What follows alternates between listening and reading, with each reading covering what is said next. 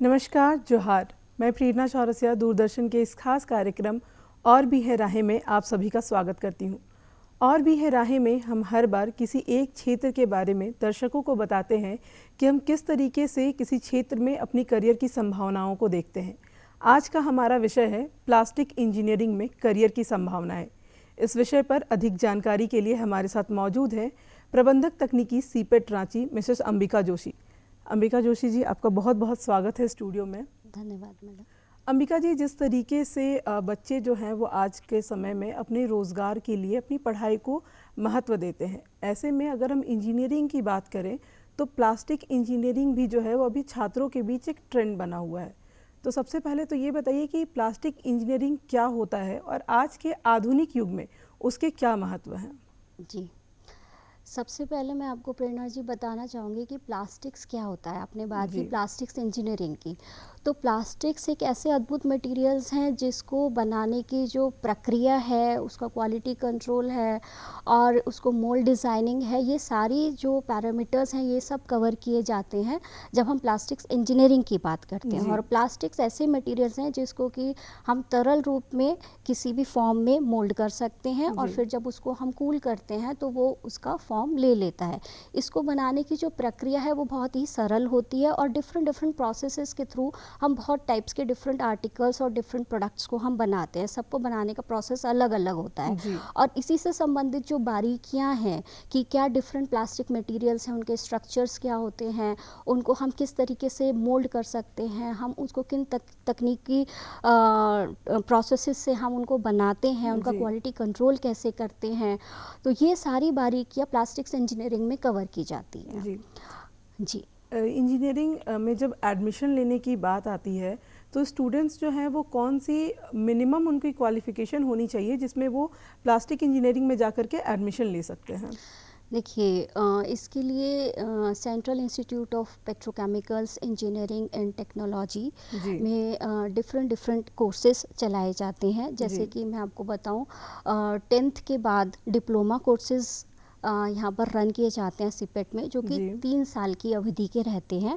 तो उसमें minimum qualification 10th रहता है जी। और अगर 12th साइंस से अगर कोई स्टूडेंट्स है तो वो डायरेक्टली सेकेंड ईयर में एडमिशन ले सकते हैं। उनके लिए वही डिप्लोमा कोर्स 2 साल की अवधि का भी रहेगा। जी। उसके बाद बीएससी के बाद हमारे पोस्ट ग्रेजुएट डिप्लोमा कोर्सेज होते हैं जो कि 2 साल की अवधि के होते हैं। जी। और 12th के बाद जो स्टेट यूनिवर्सिटी है, स्टेट यूनिवर्सिटी से एफिलिएटेड बीटेक कोर्सेज भी कराए जाते हैं जो कि जी। 4 साल की अवधि के रहते हैं।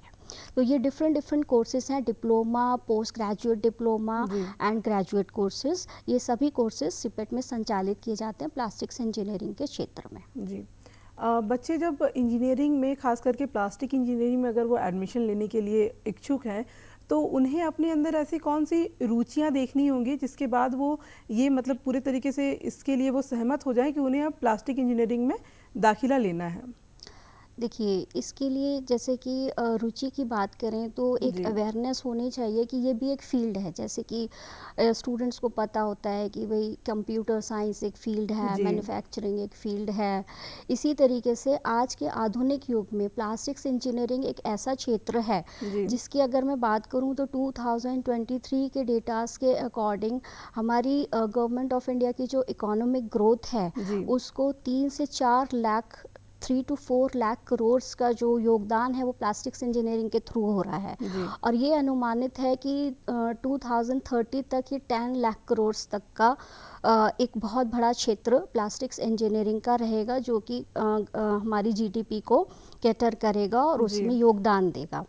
तो अब जब ये इतना बड़ा क्षेत्र है तो इसमें संभावनाएं भी अपार हैं। जी। और प्लास्टिक्स इंजीनियरिंग के लिए बच्चों को अपने अंदर आजकल वो देखते हैं कि प्लास्टिक्स के बहुत सारे प्रोडक्ट्स बनाए जाते हैं, तो जी। उसके लिए वो अलग अलग कोर्सेज को ज्वाइन कर सकते हैं, डिप्लोमा कोर्सेज को ज्वाइन कर सकते हैं, पोस्ट ग्रेजुएट डिप्लोमा कोर्सेज को ज्वाइन कर सकते हैं, बीटेक कोर्सेज को ज्वाइन कर सकते हैं, जिससे कि उनको एक इस क्षेत्र से वो जुड़ेंगे और फिर यहाँ पे इस क्षेत्र से जो जुड़े हुए इंडस्ट्रीज़ हैं उन इंडस्ट्रीज़ में वो अपने कैरियर को एक अच्छा जी। शेप दे सकते हैं। क्योंकि आज इंडिया में जो प्लास्टिक इंडस्ट्री है वो बहुत अच्छी ग्रोथ ले रही है जी। और उसमें अपार संभावनाएं हैं। और इसमें निचले स्तर से लेकर के और ऊपर के स्तर तक जी। बहुत सारे डिफरेंट लेवल्स हैं। लाइक हम बात करें तो operator level, supervisor level, then ये आपका मैनेजरल लेवल, जी। देन आपका प्लास्टिक्स क्वालिटी कंट्रोल, देन जी। बहुत डिफरेंट लेवल्स हैं जिसमें कि प्लास्टिक इंडस्ट्रीज़ में वो अपनी सेवाएं प्रदान कर सकते हैं। जी। जी। प्लास्टिक इंजीनियरिंग के विषयों की अगर हम बात करें तो उसमें प्रैक्टिकल्स भी जो होते हैं, तो ऐसे कौन से स्किल होते हैं जो बच्चों को सिखाए जाते हैं जिसके बाद वे आगे रोज़गार के लिए बेहतर हो सके? देखिए, प्लास्टिक्स इंजीनियरिंग से रिलेटेड जो सब्जेक्ट्स रहते हैं वो रहते हैं प्लास्टिक मटेरियल्स, जी। Plastic testing and quality control, जी। प्लास्टिक प्रोसेसिंग, जी। कंपोजिट्स, जी। ब्लेंड्स, एडिटिव्स, मैन्युफैक्चरिंग प्रोसेसेस, जी। Machine maintenance. तो ये सारे ही जो सब्जेक्ट्स हैं, इन सभी सब्जेक्ट्स में पढ़ाया जाता है कि प्लास्टिक्स को किस तरीके से आप बनाते हैं, उसके जी। क्या प्रोसेसेस हैं, उनका मटेरियल्स क्या होता है, क्योंकि सब प्लास्टिक अपने आप में एक अलग डिफरेंट मटेरियल्स होते हैं। जी। वो डिपेंड करता है उनके केमिकल स्ट्रक्चर्स पर और उसकी केमिस्ट्री पर डिपेंड करता जी। है। तो और उन्हीं को अल्ट्रेशन करके हम डिफरेंट मटेरियल्स को बना सकते हैं। क्योंकि जैसे आज आप देख रहे हैं कि बहुत तरीके के नए मटेरियल्स भी मार्केट में हैं, जैसे जी। कि वुड कंपोजिट्स, जैसे कि वुड के साथ में प्लास्टिक्स को मिला करके कंपोजिट्स बनाए जाते हैं, वुड कंपोजिट्स। जी। देन लैमिनेट्स हैं, देन प्लास्टिक्स के मटेरियल्स जो हैं वो इंजीनियरिंग प्लास्टिक्स हैं, कमोडिटी प्लास्टिक्स हैं, स्पेशलिटी प्लास्टिक्स हैं। ये बहुत बड़ा क्षेत्र है। जी। और इसमें जो भी इंजीनियरिंग पार्ट है वो ये है कि उसको डिज़ाइनिंग किस तरीके से किया जाता है, जी। उसको प्रोसेस किस तरीके से किया जाता है, देन उसको मैन्युफैक्चरिंग में कैसे डाला जाता है, जी। उसमें क्या क्या ट्रबल शूटिंग्स करनी पड़ती हैं, मैन्युफैक्चरिंग के दौरान क्या क्या डिफेक्ट्स आते हैं, उसको जी। किस तरीके से हम हटा सकते हैं, देन उसको बनाने के बाद में उसका क्वालिटी कंट्रोल कैसे किया जाता है। जी। तो ये सारी बारीकियां और ये सारे सब्जेक्ट्स जो हैं ये सब कवर किया जाता है प्लास्टिक्स इंजीनियरिंग में। जी। जी। अंबिका जी, प्लास्टिक इंजीनियरिंग सीपेट रांची में भी होता है, तो सीपेट रांची में जैसे कई कॉलेजेस जो होते हैं वो एक स्पेशल स्किल के लिए जो है वो बच्चों को सिखाते हैं, तो क्या सीपेट रांची में भी इस तरीके की कोई स्पेशल स्किल है जो कि बच्चों को सिखाई जाती है जो भविष्य में उनके काम आ सके? हाँ जी, सीपेट रांची में देखिए स्किल डेवलपमेंट कोर्सेज जिनको हम शॉर्ट टर्म कोर्सेज कहते हैं, जी। और लॉन्ग टर्म कोर्सेज जिनमें कि आपके डिप्लोमा कोर्सेज आते हैं। तो जी। ये लॉन्ग टर्म कोर्सेज और शॉर्ट टर्म कोर्सेज दोनों ही संचालित किए जाते हैं। जी। जो आपने बात कही स्किल डेवलपमेंट की, तो स्किल डेवलपमेंट के लिए कुछ कोर्सेज होते हैं जो कि 3 माह और 6 माह की अवधि के कोर्सेज होते हैं, जो कि पर्टिकुलरली मशीन और इक्विपमेंट या एक पर्टिकुलर प्रोसेस पर दिए जाते हैं, जी। जिससे कि एक स्किल्ड लेबर फोर्स जो है वो तैयार हो सके एक पर्टिकुलर क्षेत्र के लिए। जी। लाइक मैं बात करूं तो जैसे ब्लो मोल्डिंग है, तो ब्लो मोल्डिंग एक ऐसा प्रोसेस है जिससे कि बॉटल्स को बनाया जाता है। जी। ठीक है, तो उसमें 3 माह या 6 माह की अवधि के कुछ कोर्सेज संचालित किए जाते हैं। जी। तो बच्चे 3 माह और 6 माह के लिए प्रैक्टिकल ओरिएंटेड कोर्सेज होते हैं ये, जी। जिसमें कि स्टूडेंट्स जो हैं वो खुद मशीन्स पर हैंड्स ऑन ट्रेनिंग लेते हैं, जी। थ्योरी भी पढ़ते हैं। और चूँकि जो बच्चे हैं वो उनका जो स्तर है वो काफ़ी निचला स्तर होता है, लाइक 18 इयर्स के मिनिमम उनकी एज रहनी चाहिए। जी। और जो ज़्यादा पढ़ाई नहीं कर पा रहे हैं लेकिन वो टेक्निकल फील्ड से जुड़ना चाहते हैं, जी। तो वो 3 माह और 6 माह की जो अवधि के कोर्सेज हैं उनको वो ज्वाइन कर सकते हैं। जी। और उसके बाद उनका प्लेसमेंट्स भी जो है वो सीपेट के द्वारा ही कराया जाता है।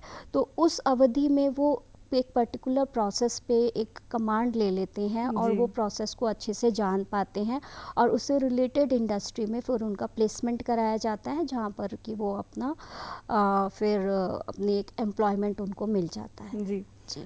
अंबिका जी, आज के समय में सभी को पता है कि सिंगल यूज़ प्लास्टिक जो है वो बैन कर दी गई है। जी। ऐसे में जो भी छात्र अभी प्लास्टिक इंजीनियरिंग की पढ़ाई कर रहे हैं, तो वे इस चीज़ को लेकर के काफ़ी परेशान हैं कि हम प्लास्टिक इंजीनियरिंग तो कर रहे हैं लेकिन प्लास्टिक का यूजेस जो है वो बैन हो चुका है। तो क्या वो भविष्य में रोज़गार के लिए वो किस तरफ से, मतलब किस तरीके से वो रोज़गार के लिए कौन सी कंपनियों में अप्लाई कर सकते हैं और वहाँ पे एक अच्छा रोज़गार जो है वो पा सकते हैं?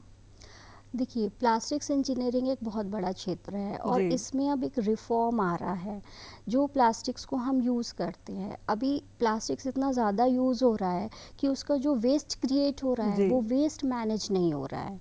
ऐसा नहीं है कि जो प्लास्टिक्स है वो हमारे लिए हार्मफुल है, जी। बट जो सिंगल यूज़ प्लास्टिक्स है जिसको कि हम यूज़ करके थ्रो कर देते हैं, लाइक जी। नालियों में डाल देते हैं और कचरे में डाल देते हैं और फिर उस वेस्ट को प्रॉपरली एक निर्धारित जगह पर नहीं पहुंचाया जाता, तो उसकी वजह से जो है वो एक लैंडफिल एरियाज़ क्रिएट हो जाते हैं और उसको एक प्रॉपर डिस्पोजल एरियाज़ ना मिलने की वजह से वो एनवायरनमेंट को भी हार्म करता है। जी।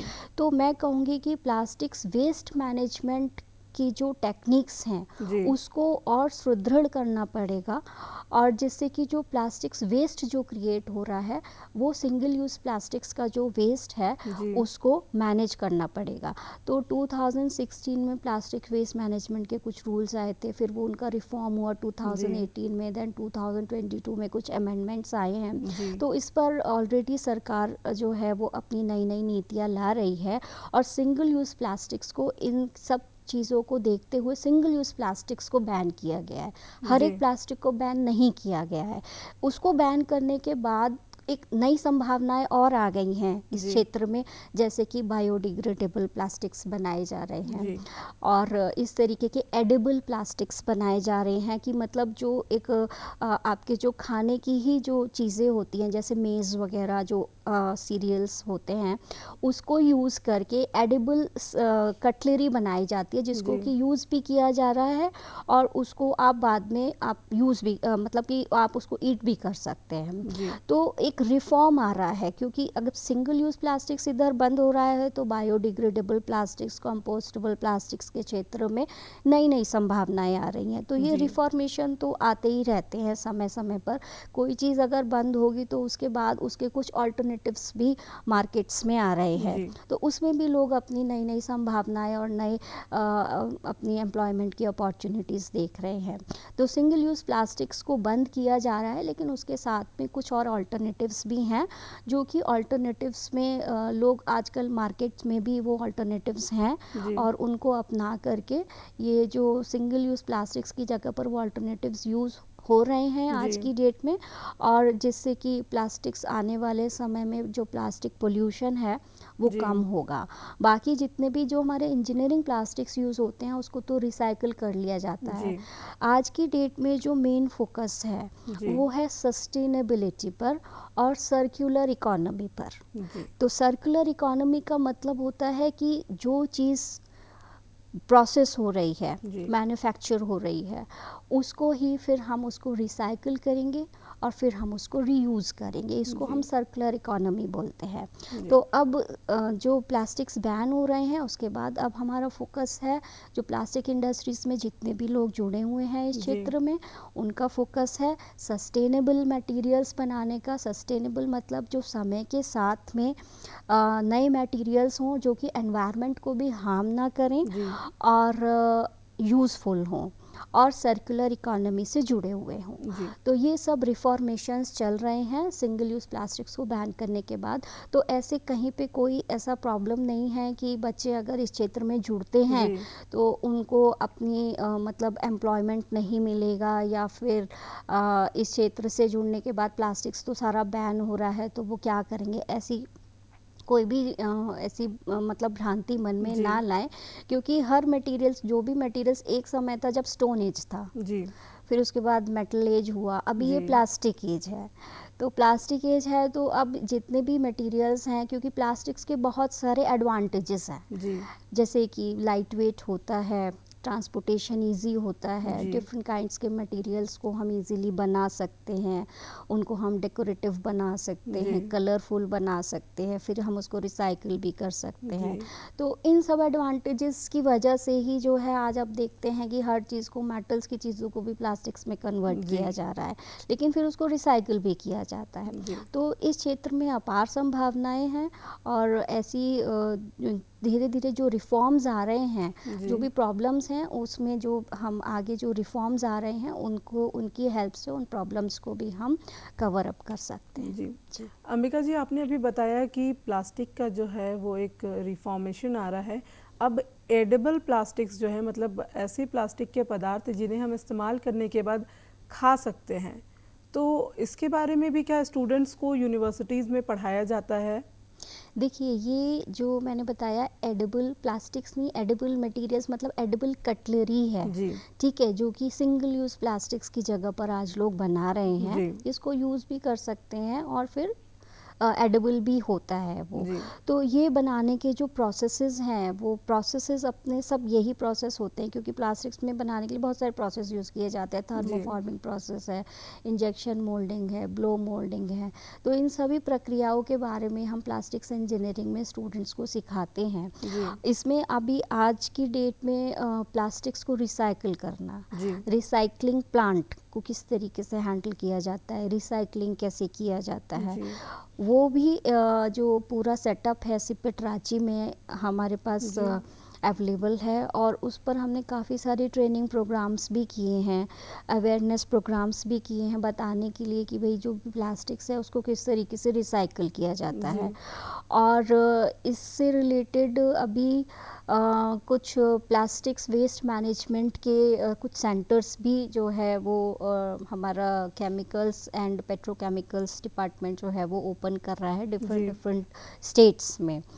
तो ये सभी काम जो हैं वो प्लास्टिक्स के क्षेत्र में अभी हमारा ministry of chemicals and fertilizers के तहत चल रहे हैं। जी। पैकेजिंग और स्वास्थ्य सेवाओं में जो है वो प्लास्टिक का यूज़ ज़्यादातर देखा जा रहा है, और एक तरफ जो है वो हम सिंगल यूज़ प्लास्टिक को बैन करने की भी बात कर रहे हैं। तो इस क्षेत्र में जो प्लास्टिक इंजीनियरिंग कर चुके हैं, जिन्होंने अपना बीटेक कंप्लीट कर लिया है, या यूँ कहें कि एमटेक जिन्होंने अपना कंप्लीट कर लिया है, तो उन छात्रों की यहाँ पे किस तरीके से ज़रूरत जो है वो महसूस होती है? देखिए, जैसे आपने बात किया कि मेडिकल में काफ़ी यूसेज है, जी। मेडिकल क्षेत्र में स्वास्थ्य विभाग में भी बहुत यूज़ किया जाता है प्लास्टिक्स। तो वो कुछ जैसे मैं बात करूँ तो कुछ ऐसे जो बात करेंगे तो हमारे जो इम्प्लांट्स होते हैं, बॉडी में जो इम्प्लांट्स लगाए जाते हैं वो भी प्लास्टिक्स के काफ़ी बनते हैं, जैसे कि इसमें सिलिकॉन पॉलीमर्स यूज़ होता है। प्लास्टिक्स क्या है, बेसिकली एक मटेरियल साइंस का ही पार्ट है, तो ये पॉलीमर्स की फैमिली के अंतर्गत आता है, ठीक है।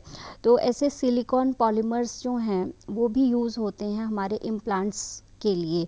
हमारे जो डेंचर्स हैं, जो हमारे टीथ के डेंचर्स हैं, उसमें भी हमारा ये कुछ प्लास्टिक्स का ही यूसेज किया जाता है। फिर आपकी जो आईज़ हैं, तो आईज़ में जो आपका कुछ ऑप्टिकल प्रॉपर्टीज़ के लिए हमारे जो लेंसेज वगैरह लगाए जाते हैं, वहाँ पर भी प्लास्टिक्स यूज़ होते हैं। तो वो ऐसे प्लास्टिक्स होते हैं जो कि अगर हम बात करें तो हमारी बॉडी के साथ में मतलब कि वो रिएक्ट नहीं करते हैं, तो they are comfortable with that. तो इसीलिए उन मटेरियल्स को, जो मटेरियल्स हमारे बॉडी के साथ में जेल कर सकते हैं, उन मटेरियल्स को यूज़ किया जाता है। तो स्वास्थ्य विभाग में और बॉडी इम्प्लांट्स में बहुत सारी चीज़ें हैं जो प्लास्टिक्स की यूज़ की जाती हैं।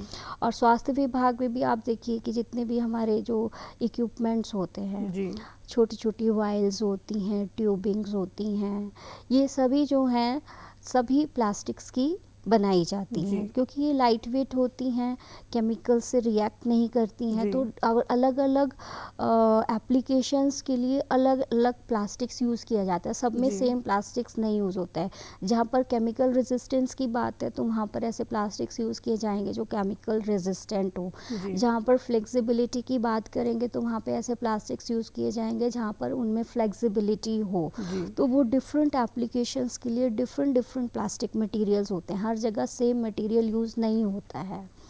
जी। तो वो एप्लीकेशंस के अकॉर्डिंग काफ़ी यूज़ किए जाते हैं। जी। जी, अंबिका जी, अगर कोई छात्र जो है उसने अपना बीटेक कर लिया है और उसके बाद अगर वो एंटरप्रेन्योरशिप की तरफ जाना चाहता है, तो यूनिवर्सिटीज़ जो हैं वो किस तरीके से इस पहल को में मदद अपनी प्रदान करती है? देखिए, एंटरप्रेन्योरशिप के लिए भी काफ़ी अच्छी संभावनाएं हैं इस क्षेत्र में। जी। तो एंटरप्रेन्योरशिप में एमएसएमई की हेल्प से जो ministry of small medium and enterprises के लिए है एमएसएमई, तो एमएसएमई की कुछ योजनाएं रहती हैं। जी। तो उन योजनाओं के बारे में हम जो भी हमारे पास आते हैं एंटरप्रेन्योरशिप के लिए, जी। उनको हम उन योजनाओं के बारे में बताते हैं और एमएसएमई से लिंकअप भी कराते हैं, जी। जिससे कि उनको उन योजनाओं के बारे में पता चले और वो उन योजनाओं का हेल्प लेकर के लोन्स की हेल्प ले सकते जी। हैं वहाँ से। बाकी जितना भी टेक्निकल इनपुट है वो सिपेट ही उनको प्रोवाइड करता है कि जी। आपको क्या मशीन लगानी है, मैन्युफैक्चरिंग करना है, कोई रॉ जी। मटेरियल बनाना है, तो उसके लिए आपको क्या प्रोसेस डिफ़ाइन करना पड़ेगा, क्या जी। सेटअप लगाना पड़ेगा। और फाइनेंशियल हेल्प के लिए एमएसएमई की जो भी योजनाएं हैं उसके लिए जी। हम उनको बताते हैं और एमएसएमई से लिंकअप भी कराते हैं। तो फाइनेंशियल और टेक्निकल जी। दोनों का समावेश जो है वो सिपेट जो है उनको बताता है, जिससे कि वो एंटरप्रेन्योरशिप में जा सकते हैं और अपना खुद का काम भी शुरू कर सकते हैं। जी। प्लास्टिक इंजीनियरिंग करने के बाद लोगों के मन में ये जो ख्याल है वो आते रहते हैं कि उन्हें या तो फैक्ट्रीज़ में काम मिल सकता है या तो फिर वो खुद का एक एंटरप्रेन्योरशिप हेल्प लेकर के शुरू कर सकते हैं। तो क्या ऐसा भी कोई क्षेत्र है, जैसे कोई कंपनीज़ हो गई, कोई एमएनसी कंपनीज़ हो गई, जहाँ पे प्लास्टिक इंजीनियरिंग जिन जो पढ़ाई उन छात्रों ने की है उनकी ज़रूरत वहाँ पे भी महसूस होती हो? जी, एमएनसीज़ की आप बात करेंगे तो जो जी। बड़े बड़े ग्रुप्स हैं जैसे टाटा ग्रुप है, रिलायंस ग्रुप है, जी। तो वहाँ पर ऑटोमोबाइल सेक्टर है। जी। ऑटोमोबाइल सेक्टर में आप देखेंगे कि जितने भी हमारे ऑटोमोबाइल्स हैं उसमें आपका 60 to 70% तो प्लास्टिक्स का ही यूसेज होता है, जी। इंजीनियरिंग प्लास्टिक्स का। तो वो इंजीनियरिंग प्लास्टिक्स जो यूज़ होते हैं ऑटोमोबाइल सेक्टर्स में, उसको बनाना, उनका क्वालिटी कंट्रोल करना, जी। तो वहाँ पर स्टूडेंट्स का ज़रूरत होता है। वहाँ पर बच्चे अपना एक एम्प्लॉयमेंट ढूंढ सकते हैं, जी। देख सकते हैं। दूसरा, सेल्स एंड मार्केटिंग भी उनका एक सेक्टर होता है जी। जहाँ पर वो ऐड ऑन मतलब अपना एक एम्प्लॉयमेंट देख सकते हैं। तीसरा, जो न्यू मटेरियल्स डेवलपमेंट होता है, जी। जैसे कि बहुत बड़ी बड़ी एमएनसीज़ हैं, इंडस्ट्रीज़ हैं जो कि न्यू प्रोडक्ट डेवलपमेंट करते हैं। जी। तो वो न्यू प्रोडक्ट डेवलपमेंट में भी आपको प्लास्टिक्स इंजीनियरिंग जो स्टूडेंट्स किए होते हैं वो लोग वहाँ पर जो है अपना योगदान दे सकते हैं, जी। क्योंकि एक प्रोडक्ट डेवलपमेंट एक बहुत बड़ा सेक्टर है। जी। तो उसमें रिसर्च एंड डेवलपमेंट के तहत वो नए प्रोडक्ट्स को डेवलप कर सकते हैं और जी। फिर उनको मार्केट में लाया जाता है और उनको डिफरेंट डिफरेंट एप्लीकेशंस में यूज़ किया जाता है। तो बहुत सारे डिफरेंट आप सोच सकते हैं कि लेवल्स हैं। जी। प्रोसेसिंग भी लेवल है, रिसर्च एंड डेवलपमेंट एक बहुत अच्छा क्षेत्र है जहाँ पर बीटेक जी। और एमटेक के स्टूडेंट्स या जिन्होंने हायर स्टडीज़ की हैं वो जी। न्यू प्रोडक्ट डेवलपमेंट में अपना योगदान दे सकते हैं। जी। इंजीनियरिंग में कई सारे जो क्षेत्र होते हैं, जैसे कि लोगों में प्रचलित ज़्यादा तौर से कंप्यूटर साइंस है, फिर मैकेनिकल है, उसके बाद इलेक्ट्रॉनिक है। तो क्या अगर कोई किसी बच्चे ने अपने फर्स्ट ईयर में कंप्यूटर साइंस को चुना है, उसके बाद जो है वो उसकी रुचि अपने आप में उसे प्लास्टिक इंजीनियरिंग की तरफ दिख रही है, तो क्या वो बीच में जो छात्र है वो बीच में स्विच करके प्लास्टिक इंजीनियरिंग में एडमिशन ले सकता है? देखिए, प्लास्टिक्स इंजीनियरिंग का जो, अगर हम बीटेक की बात करें जी। तो बीटेक के जो एडमिशन्स हैं वो स्टेट यूनिवर्सिटीज़ की जब काउंसलिंग होती है जी। उसके अकॉर्डिंग वो पूरा प्रोसेस होता है। जी। तो अब अगर उसके लिए क्या होता है, काउंसलिंग के दौरान ही बच्चे को अपना इंस्टीट्यूट को जी। वहाँ पर सेलेक्ट करना पड़ता है। तो अगर वो कंप्यूटर साइंस कहीं और कर रहा है तो बीच में प्लास्टिक्स इंजीनियरिंग में तो इस तरीके से नहीं, वो उसको न्यूली फ्रेशली जब नेक्स्ट ईयर में ही जा कर के अपना उसमें अप्लाई करना पड़ेगा, जी। स्टेट यूनिवर्सिटी के काउंसलिंग में उसका एग्ज़ाम देना पड़ेगा और उसके बाद ही जब उसका चयन होता है तभी वो ज्वाइन कर सकता है। लेकिन उसके बीच में अगर बच्चे की कुछ रुचि है तो जी। वो कुछ टेलर मेड कोर्सेज कर सकते हैं, जो कि हम उनकी रुचि के अकॉर्डिंग 1 महीने का कुछ कोर्स हो गया, जी। मतलब उनके अकॉर्डिंग हम उसको डिज़ाइन कर देते हैं टेलर मेड कोर्सेज। जैसे हमारे पास कुछ ऐसे इंडस्ट्री पर्सन्स आते हैं कि भाई हमें अपना काम स्टार्ट करना है और हमको थोड़ा जानकारी चाहिए, तो जी। उसके अकॉर्डिंग हम उनको एक 30 डेज़ का या फिर 45 डेज़ का जी। इस तरीके से हम एक मॉड्यूल उनके लिए डेवलप कर देते हैं कि आपको मटेरियल्स में, टेस्टिंग में, प्रोसेसिंग में, ये सारी चीज़ें हम बता करके उनका एक टेलर मेड कोर्सेज इनको हम बोलते हैं, वो टेलर मेड कोर्सेज हमको करवा सकते हैं। तो अगर ऐसे बीच में किसी की रुचि है तो वो टेलर मेड जी। कोर्सेज को ज्वाइन कर सकते हैं। तो अंबिका जी, अगर कोई स्टूडेंट जो है वो इंजीनियरिंग को लेकर के काफ़ी जो है स्टूडेंट्स में ट्रेंड बना हुआ रहता है कि इंजीनियरिंग में ही उन्हें जाना है, जी। लेकिन वो शुरुआती दौर में जो है वो इंजीनियरिंग में जाने के लिए सोचते तो हैं, लेकिन वो अपना फील्ड चुनने में जो है वो काफ़ी कंफ्यूज हो जाते हैं। कई बार जो है वो बच्चे प्रेशर में आकर के कोई एक फील्ड जो है वो अपना चूज़ कर लेते हैं। तो ऐसे में बच्चों को शुरुआत में क्या ध्यान रखना चाहिए कि उनके लिए कौन सा फील्ड, कौन सा क्षेत्र जो है वो बेहतर रहेगा? देखिए, वो तो बच्चों की रुचि पर डेवलप करता है और सबसे इम्पॉर्टेंट है कि अवेयरनेस होनी चाहिए जी। कि ये भी एक क्षेत्र है, इसमें भी आप अपने करियर को बना सकते हैं। जी। क्योंकि आज प्लास्टिक्स इंजीनियरिंग करके आप अब्रॉड में भी जॉब्स ले सकते हैं, जी। क्योंकि हमारे इंडिया से ही अगर हम बात करें तो प्लास्टिक्स का क्षेत्र इतना बढ़ रहा है, मोर देन 200 कंट्रीज़ में जो है हमारे यहाँ से प्लास्टिक्स जो है वो एक्सपोर्ट हो रहा है। जी। तो जो ज़्यादातर जो कंट्रीज़ हैं, यूएसए, जर्मनी, चाइना, जी। फ्रांस, ये सब हमारे यहाँ से जितना भी है प्लास्टिक्स को, रॉ मटेरियल्स को और बहुत सारे अलग अलग चीज़ों को इंपोर्ट करते हैं। हम जी। बोलें तो इंडिया से एक्सपोर्ट होती है ये सारी चीज़ें। और बाहर में बहुत सी ऐसी जॉब अपॉर्चुनिटीज़ भी हैं जहाँ पर कि बच्चे जा कर के अब्रॉड में भी जी। जॉब्स देख सकते हैं। तो बस सबसे पहले तो मैं कहूँगी कि उनको एक अवेयरनेस होनी चाहिए जी। कि प्लास्टिक्स इंजीनियरिंग भी एक क्षेत्र है और इसमें आप अलग अलग लेवल्स में या अलग अलग तरीके से अपनी जो भी आपकी मतलब टैलेंट है उसको देख सकते हैं। अगर कोई स्टूडेंट अच्छा है तो वो अपना सेल्स एंड इंजीनियरिंग, सेल्स में भी जा सकते हैं। जी। अगर आप टेक्निकली बहुत साउंड हैं तो आप न्यू प्रोडक्ट डेवलपमेंट में जा सकते जी। हैं। Then lab work and quality control में जा सकते हैं, एंटरप्रेन्योरशिप कर सकते हैं। जी। तो ऐसे बहुत सारी ऐसी चीज़ें हैं, बहुत सारे लेवल्स हैं जहाँ पर कि आप अपना क्षेत्र ढूंढ सकते हैं। जी। तो सबसे पहली बात है कि अवेयरनेस होनी चाहिए जी। और बच्चे इस क्षेत्र को चुनेंगे तो वो काफ़ी अच्छा भी कर सकते हैं। जी। अंबिका जी, आपका बहुत बहुत धन्यवाद दर्शकों को ये प्लास्टिक इंजीनियरिंग से जुड़ी बातें और वो किस तरीके से इसमें दाखिला ले सकते हैं और किस तरीके से अपना करियर बना सकते हैं, इसके बारे में जानकारी देने के लिए। मुझे दीजिए इजाज़त। और भी है राहें के अगले अंक में हम मिलेंगे आपसे। नमस्कार, जोहार। धन्यवाद।